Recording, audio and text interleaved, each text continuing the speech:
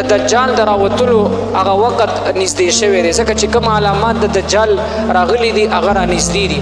او دجال دام یو لوی دوکباز او لوی فریبکار دی خو ګوري تاسو ته به پته یا به نه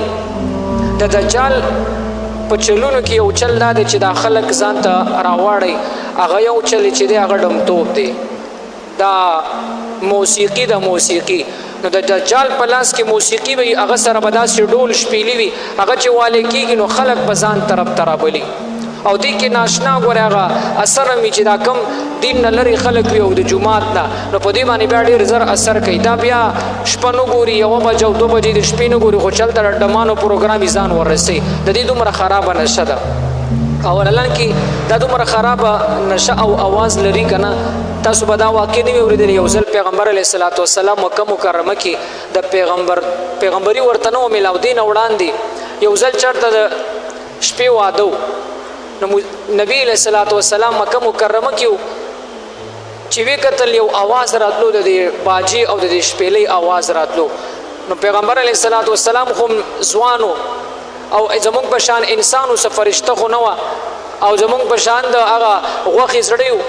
نو داسې کار وشو د باندې د شپېلۍ اواز ولګېدو نو پیغمبر علیه السلام هغې پسې روان شو چې دا چېرته پروګرام دی ور به شو نو چې دا څنګه ور روان شو الله په لاره کې په هغه باندې خوب راوستو او پیغمبر علیه السلام په لاره کې راسم لاستو او دو سحر په نور راوخت را پاسې چې وی کتل داسې حساب دی ابو مان ور راوخت زو د شوم نو د الله په پیرزونه وا ځکه دې سړی نه امام الانبیا جوړېدو او دین هغه د ټولو پیغمبرانو خاتم النبیین ته نه جوړېدو ټولو پیغمبرانو سردار ته نه الله جوړولو نو الله په پیرزونه و چې دنه داسې یو کار موشي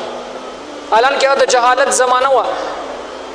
نو بهر حال نو دا ډیر خطرناک आवाज لري نو د دجال سره ګوره بعضی مشرانو نه موریدلی چې هغه سره به یو ډول هغه ډول به وي نو خلک به ورپسې نو هغه ډول به داسې نه چې مثال غاړې ته چولی خو هغه سره دا ډمتوب نو اوس کمې پارټۍ کې چې ګډمتوب وي یا کم مشر په دې ډمتوب باندې یو میدان ته راوتله د هغه انتهایي خلک ورسره سیوا وي حالانکې موږ په دې خپلو پښتنو ډېر انتهایي خفه کېږو صحیح شوله یو سیاست هم کوه یو طرف ته بدماشي هم کوه ظلم هم کوه زیاتې هم کوه خو داسې بېغیرتوب پکې به کار نه دی چې تا پکې ډمتوب زنانه نارینه نوجوانان دې تباه و برباد کړل زموږ نوجوانان حالانکې کله موبایل استعمالونو سوشل میډیا ګورو نوجوانان کم طرف ته روان دي کلمه ورله نه ورځي ایمان مفصل به ولا نه ورځي د جنازي مونځ ولا نه ورځي د خاتم النبیین په ټکي باندې نه پوهېږي او ډانس چې کم ډانس کوي او سندرې چې وایي او کمې هغه سټایل یې ګوري داسې سټایلونه کوي چې پته نه لګي دا هلک دی او که جینۍ ده دې په مینځ کې چلیږي نو بهرحال دا ټول د دجال علامات دي ګورې